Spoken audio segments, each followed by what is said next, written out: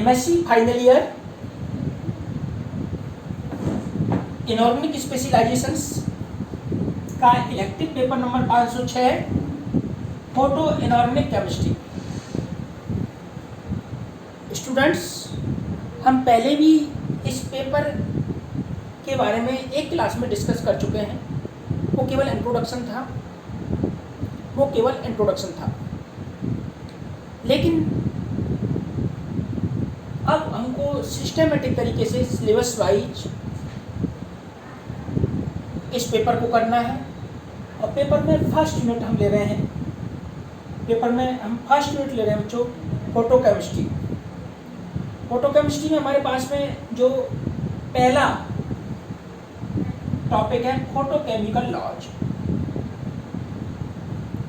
यानी इस प्रकार के जो नियम हैं वो फोटोकेमिस्ट्री को समझने के लिए या फोटोकेमिकल प्रोसेस को किस तरीके से प्रोसीड करते हैं उसको समझने के लिए दिए गए।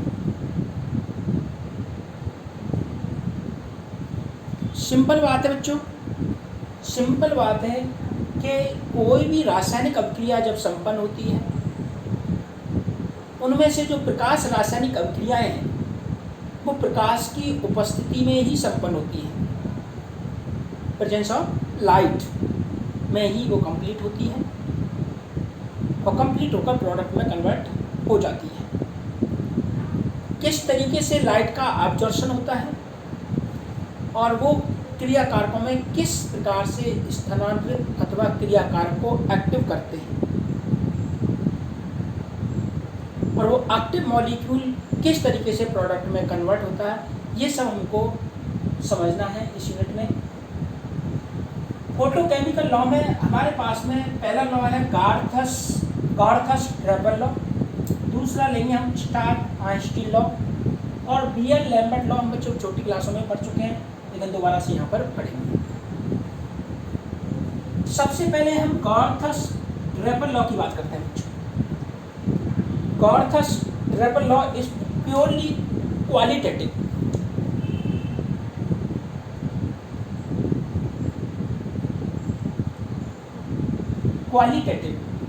क्वालिटेटिव और क्वांटिटेटिव का मतलब ये बच्चों प्योरली ये प्रॉपर्टीज के आधार पर है, गुणों के आधार पर है।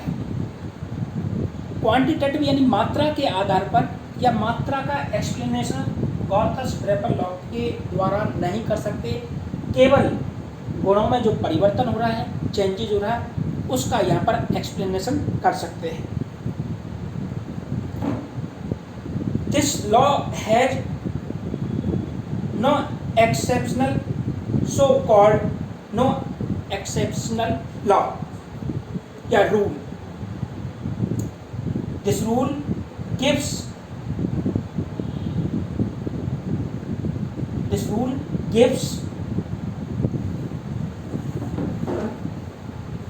for photochemical activities so-called photochemical activation law.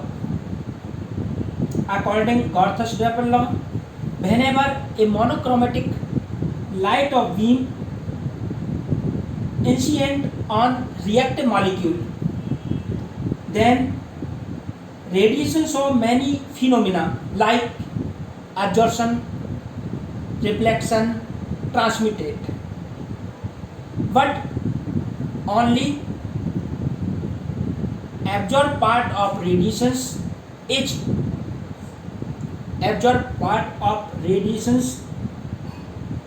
responsible for photochemical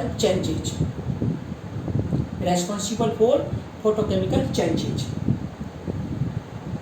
यानी जब हमारे पास में बच्चों कोई रिएक्टिंग मॉलिक्यूल्स हैं, उन पर लाइट को इंसिडेंट किया जाता है तो उसमें कई प्रकार के फिनोमिना होते हैं, जैसे परावर्तन है, विवर्तन है, पारगमन है, एब्जॉर्प्शन है, ये सारे फिनोमिना होते हैं। तो इसमें जो एब्जॉर्प्शन या अवशोषण वाला फिनोमिना है, घटना है, वो ही प्रकाश रासायनिक अभिक्रिया अथवा प्रकाश रासायनिक प्रक्रम होने के लिए जिम्मेदार होती है। हम इसको इस तरीके से समझ सकते हैं बच्चों, हमारे पास में ये कोई रिएक्टिव मॉलिक्यूल्स या हमारे पास में कोई फोटोकेमिकल मॉलिक्यूल से ये लाइट आई, तो उसका कुछ पार्ट इधर जाएगा और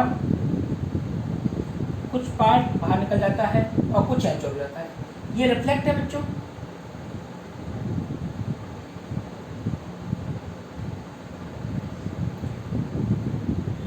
रिफ्लेक्शन,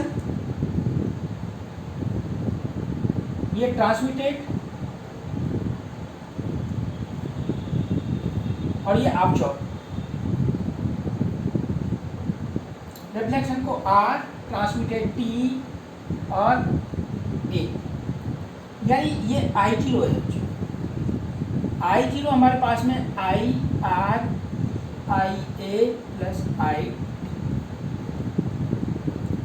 वैसे तो इस तरीके से होता है बच्चों, I0 बराबर I R plus I A plus I T, लेकिन जो फोटोकेमिकल चेंजेज हैं वो केवल एब्जॉर्ब भाग, आई ए क्या बच्चों, इंटेंसिटी ऑफ एब्जॉर्प्शन रेडिएशन।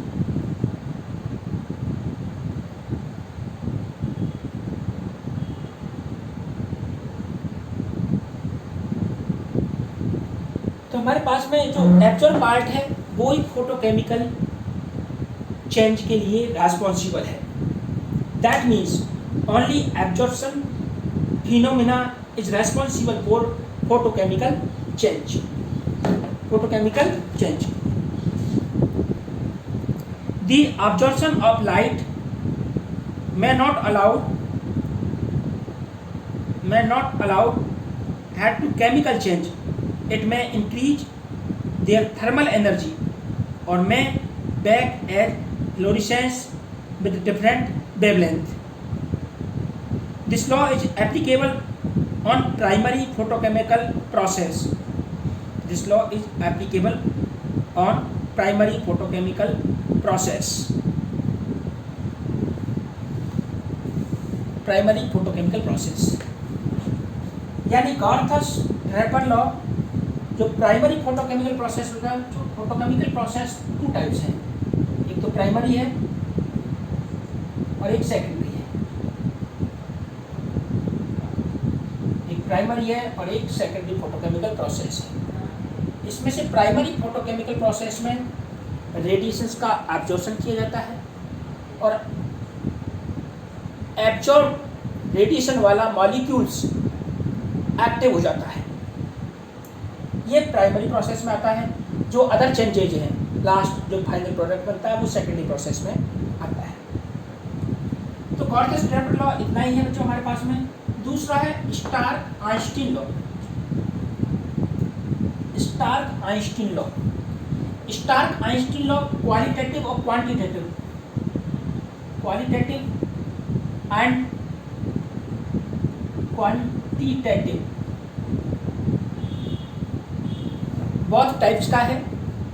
यानी ये गुणों का भी स्टडी करता है, गुणों को एक्सप्लेन करता है और एब्जॉर्ब रेडिएशंस की मात्रा को भी एक्सप्लेन करता है।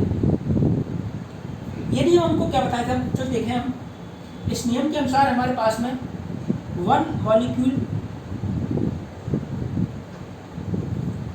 ऑफ रिएक्टिव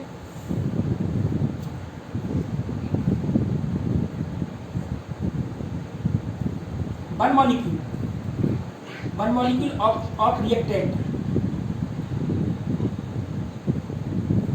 ये हमारे पास में जो एक मॉलिक्यूल है ये एब्जॉर्प्शन करता है H का।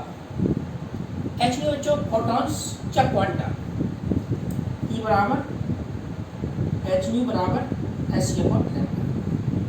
ये बच्चों हमारे पास में एक फोटोन की एनर्जी होती है, एक फोटोन की एनर्जी होती है Hc/λ।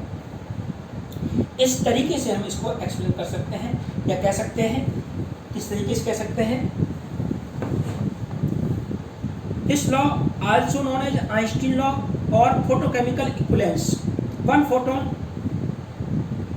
Is equal to one mole concept and also known as law of quantum activation. According to Stark-Einstein law, a molecule which undergo a photochemical change does so as a result of absorption of single quanta of light energy is that each quanta of light absorbed by a molecule activates only one molecule in the primary step of process. This law should not be interpreted to mean that one molecule will react per quanta of light, but it means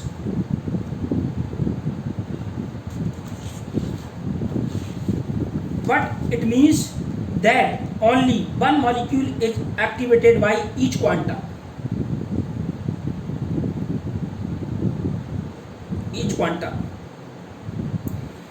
यानी हमारे पास में जो एक molecule है बच्चों, one molecule, जिसे हमारे पास में वन मॉलिक्यूल है, ये एक फोटोन का एब्जॉर्प्शन करके एक्टिवेटेड कॉम्प्लेक्स बनाता है। One molecule one quanta, two molecule two quanta, यानी प्रत्येक मॉलिक्यूल के एक्टिवेशन के लिए एक फोटोन की रिक्वायरमेंट होती है, एक क्वांटा की रिक्वायरमेंट होती है। इस तरीके से हम इसको एक्सप्लेन कर सकते हैं। The energy of one quanta is given by Planck quantum theory is E बराबर एच न्यू बराबर H C upon lambda. Energy of one mole of quanta N H nu ये इक्वल वन आइंस्टीन,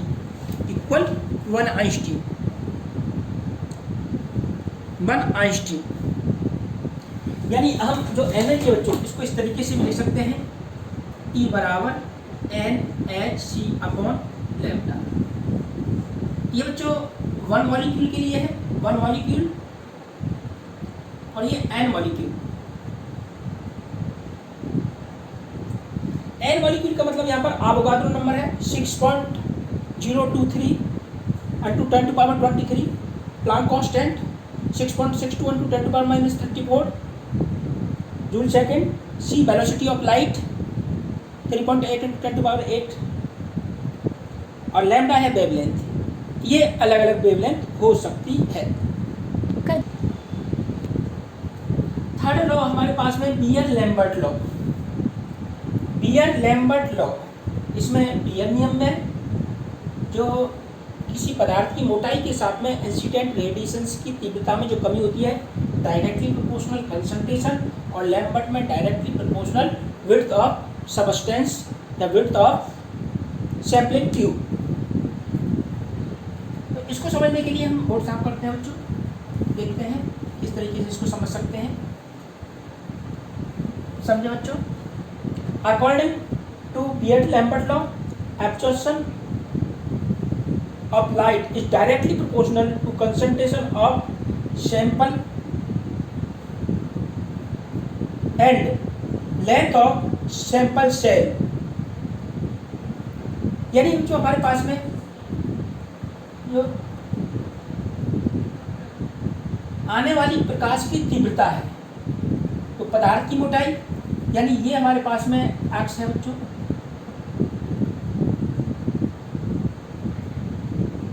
I0 है। I0 में इस मोटाई के साथ में कमी हो जाती है, di upon dx, directly proportional होती है। एक तो इस विलियन की कंसंट्रेशन C एंड इसकी लेंथ L की, C और L।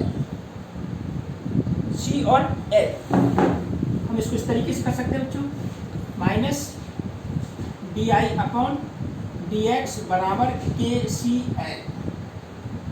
हम इसको इस तरीके से भी कर सकते हैं बच्चों, या di अपॉन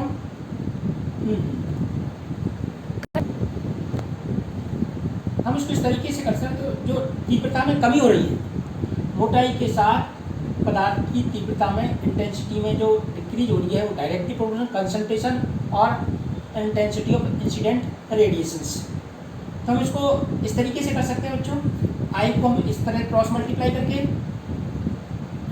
डी आई बराबर के सी डी एक्स। अब हमको इसको समाकलित करना है, इंटीग्रेशन करना है बच्चों, minus D I upon I बराबर, ये आई जीरो से आई टी है, के सी कॉन्स्टेंट है बच्चों, डी एक्स हम जीरो से एक्स ले सकते हैं या जीरो से एल ले सकते हैं। तो ये हो जाएगा बच्चों L N I T upon I zero बराबर माइनस के सी एल। ये इसका समाकलित फॉर्म है, इंटीग्रेटेड फॉर्म है। यहाँ पर I T transmitted light, I zero incident radiations के हमारे पास में बच्चों के है एब्जॉर्प्शन कोएफिशिएंट।